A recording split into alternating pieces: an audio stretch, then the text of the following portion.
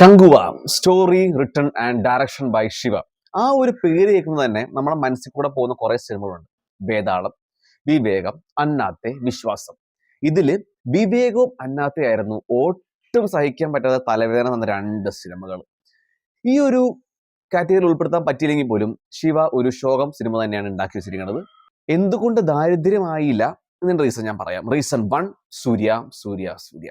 ആ ഒരു മനുഷ്യന്റെ അഭിനയം, ആ ഒരു റോ പെർഫോമൻസ് ഒരു രക്ഷയില്ല. കങ്കു എന്ന ക്യാരക്ടറിനെ കൈകാര്യം ചെയ്ത രീതി, ഇമോഷൻസ് കൺവേ ചെയ്ത രീതി വേറെ ലെവലായിരുന്നു. സത്യം പറയാലോ, സെക്കൻഡ് ഹാഫ് കംപ്ലീറ്റ്ലി കൈവിട്ടുപോയി. ഈ ഒരു ആക്ടറിന്റെ പെർഫോമൻസ് കൊണ്ട് മാത്രമാണ് നമ്മളവിടെ പിടിച്ചിരുത്തിയത്.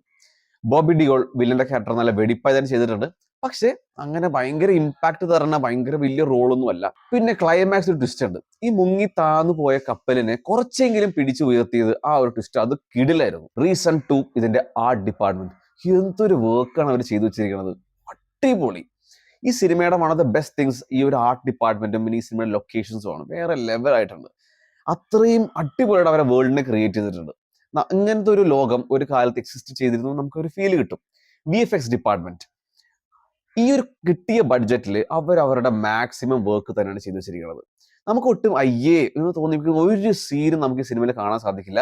അങ്ങനെ തോന്നുവാണെങ്കിൽ പോലും അത് ഇതിലെ കുറെ ലോജിക്കലെസ് ആയ കുറെ ആക്ഷൻ സീക്വൻസിലൊക്കെ മാത്രമേ ഫീൽ ചെയ്യുള്ളൂ. അല്ലാണ്ട് അവരുടെ പണി നല്ല വെടിപ്പായി തന്നെ ചെയ്തു. Great work.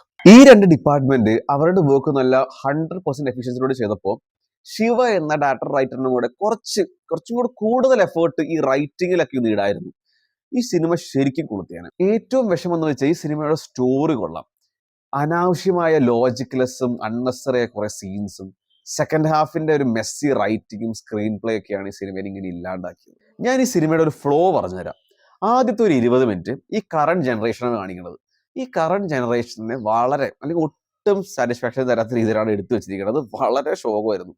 അതിന്റെ കൂടെ സിനിമയുടെ വിഷ്വൽസ്, ലൈറ്റിങ്, എന്റെ പൊന്നു ഒടുക്കത്ത ലൈറ്റിങ്, കണ്ണടിച്ചു പോകും. അത്രയും ഭയങ്കര ബ്രൈറ്റ് ആണ് സിനിമ. പിന്നെ ഭയങ്കര ലൗഡും. ഒന്നാമത് സിനിമ 3D ആണ്. അതിന്റെ കൂടെ ഇത്ര ലൈറ്റും കൂടെ വരുമ്പോഴേ ഭയങ്കര ബുദ്ധിമുട്ടായിരുന്നു. പിന്നീട് ആണ് കങ്കുവ എന്ന ആ ക്യാരക്ടറിന്റെ എൻട്രി. അവിടെ മുതൽ സിനിമ കുറച്ച് കണ്ടിരിക്കുമായിരുന്നു. ഫസ്റ്റ് ഹാഫ് അത്യാവശ്യം പിന്നെ ഡീസെന്റ് ആക്കുന്നത് ആ ഒരു സീക്വൻസുകളൊക്കെ തന്നെയാണ്. പിന്നെ സെക്കൻഡ് ഹാഫ് ഈ കങ്കുവയും വേറൊരു കൊച്ചു പയ്യനുണ്ട്, ഇവരുടെ തമ്മിലൊരു ബോണ്ടിങ് ആണ് കാണിക്കുന്നത്. അയ്യോ, ആ കൊച്ചു പയ്യന് ഒട്ടും അഭിനയിക്കാൻ അറിയാത്തതുകൊണ്ട് പിന്നെ ആ സീൻസും മര്യാദ എഴുതാത്തതുകൊണ്ട് സെക്കൻഡ് ഹാഫ് കംപ്ലീറ്റ്ലി കൈവിട്ടുപോയി. ക്ലൈമാക്സിലെ ആക്ഷൻ സീക്വൻസ് നല്ല അൾട്രാ പ്രോമാക്സ് ദാരിദ്ര്യമായിരുന്നു. ഒരു ഊള മാസ് മസാല സിനിമ എൻഡ് ചെയ്യുന്ന പോലെ ഒരു ഫീല്. പിന്നെ ലാസ്റ്റ് ഒരു പോസ്റ്റ് ക്ലൈമാക്സ് ട്വിസ്റ്റ് ഉണ്ട്, അതാണ് ചെറിയൊരു ആശ്വാസം തന്നത്.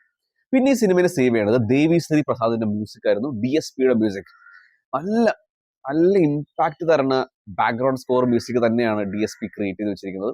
തലവനെ എന്ന് പറഞ്ഞ സോങ്ങും വീര സൂര്യയുടെ BGM എല്ലാം സിനിമയ്ക്ക് നല്ല രീതിയിൽ ഒരു അപ്ലിഫ്റ്റ് ചെയ്ത് കൊണ്ടുപോകുന്നുണ്ടായി. Cinematography by Vetri Palaniswamy. നല്ല ഗ്രാൻഡ് വിഷ്വൽസ് തന്നെ കാണാൻ പറ്റും. അതിന്റെ ആ ഒരു ഹോൾ വേൾഡും അതിന്റെ ആംബിയൻസും നല്ല അടിപൊളിയായിട്ട് ക്യാപ്ചർ ചെയ്തിട്ടുണ്ട്. Editing by Nishad. നല്ല സിനിമയെ നല്ല രീതിയിൽ ടൈറ്റ് ആൻഡ് ക്രിസ്പാക്കി വെച്ചിട്ടുണ്ട്. ഒരു ഗ്രേറ്റ് ലോസ് ആണ് ഇന്ത്യൻ സിനിമയ്ക്ക്. Rest in peace. പിന്നെ ഈ സിനിമയിലെ ആക്ഷൻ സീക്വൻസും അങ്ങനെ വെറുതെ കിട്ടിയതായിട്ട് പോലെ തോന്നിയില്ല. എല്ലാം സിനിമയ്ക്ക് ചേർന്ന് തന്നെയായിരുന്നു. ആകെ ലോജിക്ക് അധികം ഉപയോഗിക്കരുത്. പിന്നെ ക്ലൈമാക്സിലെ ആക്ഷൻ സീക്വൻസ് പേഷ്യൻസ് ടെസ്റ്റ് ചെയ്യുമെങ്കിൽ പോലും അത് സ്ക്രീൻ പ്ലേയുടെ എറർ കൊണ്ട് മാത്രമാണ്. 3D നല്ല വർക്ക് അവർ ചെയ്തിട്ടുണ്ട്. ആകെ 3D എക്സ്പീരിയൻസ് തരാൻ കുറച്ച് കൂടുതൽ ശ്രമിച്ചിട്ടുണ്ടോ എന്ന് തോന്നുന്നു. കുറെ 3D എക്സ്പീരിയൻസ് തരാൻ നോക്കിയ പോലെ നമുക്ക് ഫീൽ ചെയ്യും. ഓവറോൾ തിയേറ്റർ എക്സ്പീരിയൻസ് ഉണ്ടായി. പക്ഷെ സിനിമ കാണാൻ പോകുന്ന ഒറ്റ റീസൺ അത് സൂര്യ മാത്രമാണ്, വേറൊന്നുമില്ല. ബാക്കിയുള്ളവർ പ്ലീസ് അവോയ്ഡ് OTT കാണാം.